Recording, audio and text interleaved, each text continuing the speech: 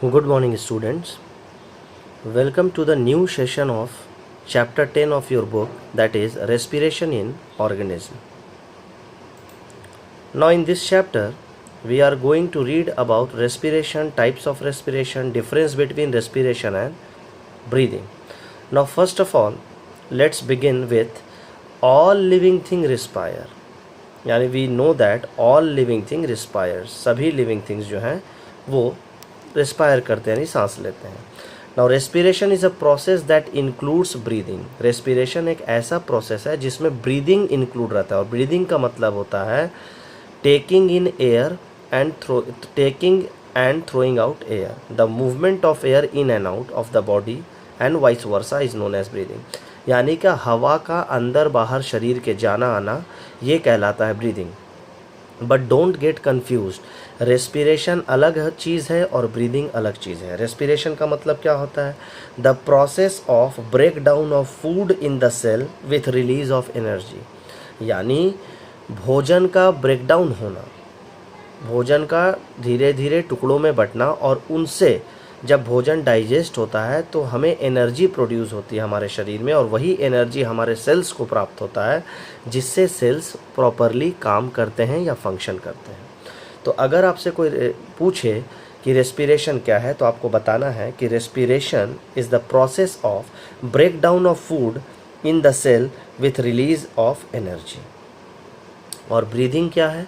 The movement of air in and out of the body and vice versa is known as breathing. यानी हवा का अंदर बाहर जाना, यानी एक समय में ऑक्सीजन हम अंदर लेते हैं और कार्बन डाइऑक्साइड को बाहर करते हैं. अब यहाँ पर कुछ एग्जाम्पल दे करके समझाया गया है कि अलग अलग ऑर्गेनिज्म अलग अलग ऑर्गन से सांस लेते हैं. जैसे अर्थवर्म जो है ये अपने स्किन से ब्रीथ करता है, फिश गिल्स का इस्तेमाल करते हैं, और प्लांट्स जो हैं ये जो हैं एक्सचेंज कैसे करते हैं गैसेस को? Tiny pores called stomata. Plants में के पत्तों में छोटे छोटे छेद होते हैं जिनको स्टोमाटा कहा गया है, और इसी स्टोमाटा की मदद से गैसियस एक्सचेंज होता है. अब सबसे पहले बात करते हैं रेस्पिरेशन की. जैसा कि मैंने आपको बताया था, the process in which food is broken down in the cell to release energy is known as cellular respiration. यानी भोजन का छोटे छोटे टुकड़ों में बदलना और बदलने के बाद एनर्जी प्रोड्यूस करना बॉडी के अंदर, ताकि वो एनर्जी कौन इस्तेमाल करे? सेल. सेल क्या है? Basic unit of life. हमारा शरीर सेल से बना हुआ है. अब यहाँ पर एक सवाल है कि how is the energy stored in food release to be used by the body. भोजन के अंदर जो एनर्जी रहता है वो उसका इस्तेमाल हमारा बॉडी कैसे, हमारा शरीर कैसे करता है? तो देखिए, during the process of breathing, जब हम सांस लेते हैं, वी टेक इन एयर, हम लोग हवा लेते हैं.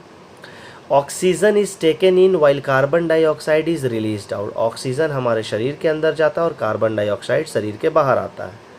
ये कब होता है? ब्रीदिंग के समय. Oxygen is then circulated to all cells of the body. और वही ऑक्सीजन हमारे बॉडी में जितने भी सेल्स हैं उन सबों के पास चला जाता है, और फूड जो है वो छोटे छोटे टुकड़ों में ब्रेक डाउन हो जाता है.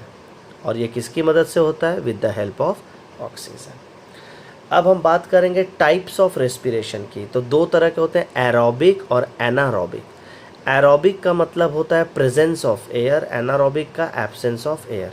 वैसा रेस्पिरेशन जो हवा के प्रेजेंस में हो वो कहलाएगा एरोबिक. देखिए, the respiration which occurs in the presence of oxygen is called aerobic respiration. The respiration which occurs in the absence of oxygen is called anaerobic respiration. अब एरोबिक में होता क्या है? देखिए, इसमें होता है कि जो ग्लूकोज है यानी फूड ऑक्सीजन के प्रेजेंस में क्या क्या बना रहा है? कार्बन डाइऑक्साइड, वाटर और एनर्जी. यानी ग्लूकोज जो है, when food is broken down, aerobic respiration में फूड जो है वो ब्रोकन डाउन हो जाता है, और वो क्या क्या प्रोड्यूस कर रहा है? कार्बन डाइऑक्साइड, वाटर और एनर्जी. कार्बन डाइऑक्साइड हम लोग एक्सेल आउट कर दे रहे हैं यानी बाहर निकाल दे रहे हैं शरीर के, और एनर्जी को सेल्स इस्तेमाल कर ले रहा है. देखिए, अब यहाँ से पढ़ते हैं. The process of break down of food in the presence of oxygen is known as aerobic respiration. Anaerobic में क्या होता है? Food is broken down in the absence of oxygen, this process is known as anaerobic. इसमें भी भोजन जो है छोटे छोटे टुकड़ों में बंटता है, लेकिन ये विदाउट ऑक्सीजन, इसमें ऑक्सीजन का इस्तेमाल नहीं होता। और इसमें क्या बनता है, ये बनता है अल्कोहल या lactic acid plus energy plus carbon dioxide. Alcohol बनता है और लैक्टिक एसिड भी कभी कभी बनता है। लैक्टिक एसिड क्या है भाई, तो हमारे मसल्स में देखिएगा, जब कोई खिलाड़ी जो है बहुत देर तक खेल रहा है तो उसके मसल्स में पेन हो जाता है। क्यों? क्योंकि ऑक्सीजन की कमी हो जाती है, और यही ऑक्सीजन की कमी से जो है लैक्टिक एसिड बनता है। अब देखिए difference between aerobic and anaerobic respiration. तो aerobic respiration presence of oxygen में होता है, ये एब्सेंस में होता है। इसमें क्या होता है, it involves the exchange of gases between an organism and outside the environment. ये एक ऑर्गेनिज्म यानी कोई भी जीवित प्राणी और उसके बाहरी वातावरण में जो एक्सचेंज हो रहा है गैस, उसमें काम आता है। Exchange of gases is absent, anaerobic में कोई गैसियस एक्सचेंज नहीं होता है। It occurs in mitochondria and cytoplasm. Cytoplasm क्या है, cytoplasm jelly like substance present inside the cell. और माइटोकॉन्ड्रिया क्या है, माइटोकॉन्ड्रिया एक सेल ऑर्गेनेल है, इसको power house of the cell कहते हैं।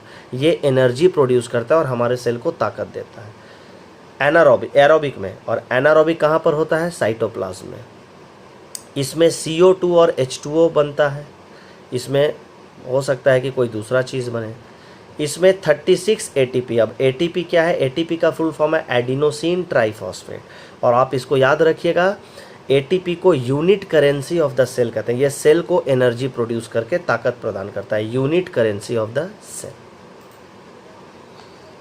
नेक्स्ट है, आपको एक एग्जाम्पल दे करके समझाया जा रहा है कि एनारोबिक रेस्पिरेशन में जो अल्कोहल बनता है, तो ये अल्कोहल एक माइक्रो ऑर्गेनिज्म ईस्ट की मदद से बनाया जाता है। ईस्ट क्या है, एक यूनिसेलुलर माइक्रो ऑर्गेनिज्म है। ईस्ट मल्टी सेलुलर भी होते हैं, ज़्यादातर यूनिसेलुलर होते हैं, कुछ मल्टी सेलुलर भी होते हैं, ठीक है। तो ईस्ट की मदद से ऑक्सीजन के एब्सेंस में जब शुगर का ब्रेकडाउन होता है तो बनता है अल्कोहल, यानी ईस्ट की मदद से बड़े बड़े कंपनियां वाइन और बियर बनाती हैं, यानी शराब बनाया जाता है ईस्ट की मदद से। ईस्ट को जो है वो ग्रो करवाया जाता है और शुगर का ब्रेकडाउन होता है ईस्ट की मदद से, और यही बदल जाता है अल्कोहल में। देखिए, the anaerobic conversion of sugar to carbon dioxide and alcohol by yeast is called fermentation. और ये जो शराब बनाने की प्रक्रिया है, प्रोसेस है, इसका नाम है फर्मेंटेशन। तो आप याद रखिएगा, अगर एग्जाम में आपसे क्वेश्चन पूछा जाए व्हाट इज़ फर्मेंटेशन, तो आपको बताना है the conversion of sugar to carbon dioxide and alcohol. Sugar का कार्बन डाइऑक्साइड और अल्कोहल में बदल जाना, कब, in the absence of oxygen, किसके द्वारा, by the help of yeast, is known as fermentation. तो ये बहुत इंपॉर्टेंट है टॉपिक, इसको याद कीजिएगा।